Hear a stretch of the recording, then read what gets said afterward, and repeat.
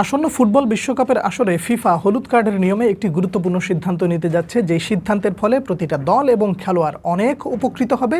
একই সাথে এই সিদ্ধান্তটা সময়ের সেরা সিদ্ধান্ত হবে বলে আমি ব্যক্তিগতভাবে মনে করছি। বিষয়টা একটু ক্রিটিক্যাল হলেও আমি আপনার সামনে সহজ করে বলছি, আশা করি আপনিও বুঝতে পারবেন।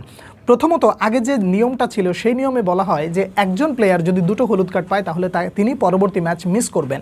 এই নিয়ম বলছে আপনি যদি গ্রুপ পর্বে একটা হলুদ কার্ড পেয়ে থাকেন তাহলে পরবর্তী রাউন্ডে আপনার নামের পাশে কোনো প্রকার হলুদ কার্ড থাকবে না। পরবর্তী রাউন্ড বলতে রাউন্ড অফ 32 এবং রাউন্ড অফ 16 কোয়ার্টার ফাইনালের যাওয়ার আগে যদি আপনি আরও একটা হলুদ কার্ড পান তাহলে সেমিফাইনালে যাওয়ার সাথে সাথে আপনার নামের পাশ থেকে হলুদ কার্ডটা সরে যাবে। এখন এইটা তো গেল সহজ ব্যাখ্যা, তাহলে একটু ক্রিটিক্যাল জায়গা নিয়েও কথা বলা যাক। গ্রুপ পর্বের যে 3টা ম্যাচ, এই 3 ম্যাচে আপনি যদি 2টা হলুদ কার্ড পান তাহলে আপনার নামের পাশে একটা সাসপেনশন আসবে, অর্থাৎ আপনি পরবর্তী ম্যাচ মিস করবেন। এই জায়গায় আরও ভালো করে মনে রাখতে হবে, গ্রুপ পর্বের প্রথম ম্যাচ এবং 3 নম্বর ম্যাচে যদি আপনি হলুদ কার্ড পান তাহলেও আপনি পরবর্তী রাউন্ডে যখন যাবেন, অর্থাৎ রাউন্ড অফ 32-র প্রথম ম্যাচটা আপনি মিস করবেন, অর্থাৎ সাসপেনশন থাকবে। আবার দেখবেন যে রাউন্ড অফ 32 এবং রাউন্ড অফ 16 মানে কোয়ার্টার ফাইনালে যাওয়ার আগে এই জায়গায় যদি আপনার নামের পাশে 2টা হলুদ কার্ড যুক্ত হয়ে যায় তাহলে আপনি সেমিফাইনাল মিস করবেন। তো ক্রিটিক্যাল জায়গাগুলো বোঝার সুবিধার্থে আমি আরও একবার রিপিট করে দেই।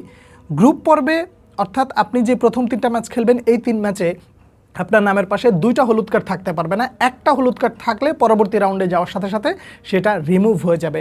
পরবর্তী রাউন্ড অর্থাৎ রাউন্ড অফ 32 এবং রাউন্ড অফ 16 এই জায়গায় আপনার নামের পাশে 2টা হলুদ কার্ড হলে আপনি পরবর্তী রাউন্ডে একটা ম্যাচ মিস করবেন। আবার এখানে যদি একটা হলুদ কার্ড থাকে তাহলে আপনার এই নামটা মানে নামের পাশ থেকে হলুদ কার্ডটা মুছে যাবে। সেমিফাইনালে আপনি নিট অ্যান্ড ক্লিনভাবে খেলতে পারবেন। এই নিয়মগুলো আসলে যে কারণে করা হলো, প্রতিবেদন বলছে যে এবার ফুটবল ওয়ার্ল্ড কাপে 48টা দল খেলবে, তার মানে রাউন্ড বেড়েছে, একটা রাউন্ড তো বেশি খেলতে হবে। তো এই একটা রাউন্ড বেশি খেলার ফলে কার্ডের সংখ্যাও বাড়বে, খেলার সংখ্যা যখন বাড়ে তখন কার্ডের সংখ্যাও বেড়ে যায়। তাহলে বোঝা গেল যে কার্ডের সংখ্যা যখন বেড়ে যাবে ঠিক তখনই মানে দল এবং প্লেয়ার উভয়েই গুরুত্বপূর্ণ খেলাগুলো মিস করতে পারে। তার মানে আপনাকে একেবারে সতর্ক করে দেওয়া হচ্ছে কোন জায়গায়, যে আমি তোমাকে একটা রাউন্ডে একটা কার্ড অ্যালাউ করব, ওই সেম রাউন্ডে আরেকটা কার্ড অ্যালাউ করব না, যেটা পরবর্তী রাউন্ডে আগে করতাম না বাট এখন করছি। বিষয়টা আমি আশা করি আপনাদেরকে বোঝাতে পেরেছি যে একটা গ্রুপ মানে গ্রুপ পর্বে যখন খেলবেন তখন একটা কার্ড আপনার জন্য অ্যালাউ, পরের রাউন্ডে যখন যাবেন কোয়ার্টার ফাইনাল মিলিয়ে তখনও একটা কার্ড অ্যালাউ, কিন্তু কোনো পর্বে 2টা কার্ড অ্যালাউ হবে না। 2টা কার্ড হলে আপনি সাথে সাথে সাসপেনশনে চলে যাবেন।